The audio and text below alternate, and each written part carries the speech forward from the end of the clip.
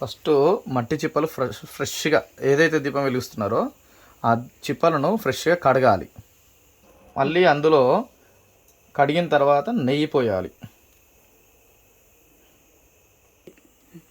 నెయ్యి పోసాక ఇట్లా ఇదిగోండి 3 వత్తులను ఇట్లా 3 వత్తులు కలపాలి.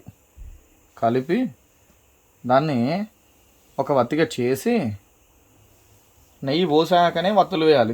ప్రమిదల్లో 2 ప్రమిదల్లో 3 వత్తులు వేయాలి.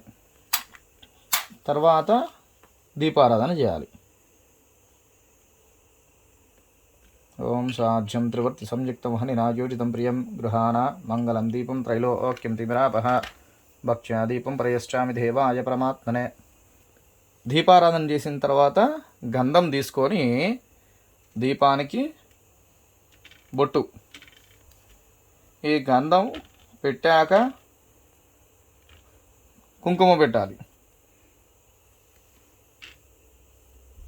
కుంకుమ పెట్టేసి ఈ ప్రమిదల్లో 2 అక్షతలను సర్వోపచారార్థం అక్షతాన్ని సమర్పయామి.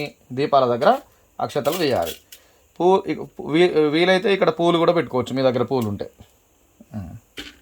దీపారాధన చేసినాక దీపానికి ప్రమిదలకు బొట్టు పెట్టాలి. కానీ అందరూ జనరల్గా చేసేది ఏంటంటే దీపారాధన చేయకముందే ప్రమిదలకు బొట్టు పెడతారు, నెయ్యి పోయకముందే వత్తి వేస్తారు. అది 100కు 1000% తప్పు. అట్లా చేస్తే దీపారాధన చేసినటువంటి ఫలితం అంతగా ఉండదు. ఎందుకు అంటే స్నానం చేశాక బట్టలు వేసుకుంటాం. అట్లాగే ఈ ప్రమిదలను శుభ్రంగా కడిగి తుడిచి అందులో నెయ్యి పోసి వత్తులు వేయాలి. మళ్ళీ తర్వాత దీపం వెలిగించినాక బొట్టు పెడితే దీపానికి బొట్టు పెట్టినట్టు అవుతుంది. అదే దీపం వెలిగించక ముందు బొట్టు పెడితే ఏ జీవం లేని మట్టి చిప్పకు లేకపోతే ప్రమిదకు బొట్టు పెట్టినట్టు అవుతుంది. సో దీపం వెలిగించినాక బొట్టు పెడితేనే శుభం ప్లస్ ఆ ఫలితం ఉంటుంది. అయితే 2 వత్తులు అనేది ఎందుకు వచ్చింది అంటే పూర్వం 2 దీపాలు పెట్టాలి అంటే 2 దీపాలు లక్ష్మీనారాయణుడు సరస్వతి సమానత్వంగా, ఇది లక్ష్మీనారాయణుడు బ్రహ్మదేవుడు, లక్ష్మీనారాయణుడు మళ్ళీ తర్వాత పార్వతీ పరమేశ్వరులు, మళ్ళీ తర్వాత సరస్వతి బ్రహ్మలు. అంటే ఈ ప్రమిదలో నారాయణుడు, మహేశ్వరుడు, బ్రహ్మదేవుడు, ఇందులో దుర్గా, లక్ష్మీ, సరస్వతి, వీళ్ళకు ప్రతీకగా ఈ దీపాలను వెలిగిస్తాం.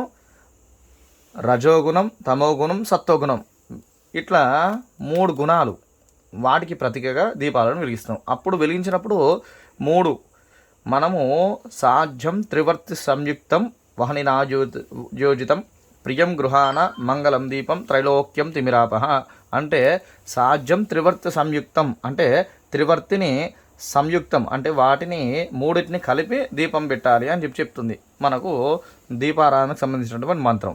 కానీ అందరూ కూడా చేసేటువంటి తప్పు ఏంటంటే పూర్వం రోజులలో 2 దీపాలు పెట్టాలంటే 2 వత్తులు వేసి దీపం పెట్టాలి కావచ్చు అనుకొని అప్పటి నుంచి ఈ మిస్అండర్స్టాండింగ్, మిస్కమ్యూనికేషన్ జరిగింది. కానీ ఇట్లా 3 వత్తులు వేసి 2 దీపాలు పెట్టాలి. 2 దీపాలు అంటే ఇట్లా 2 దీపాలు ఉండాలి అన్నట్టు. కానీ ఇట్లా 2 వత్తులు వేస్తే దానికి ఫలితం ఉండదు. ఇది దీపారానికి సంబంధించినటువంటి పూజా విధానం. మళ్ళీ తర్వాత అక్షంతలు, ఈ అక్షంతలు కూడా ఖచ్చితంగా వేయాలి.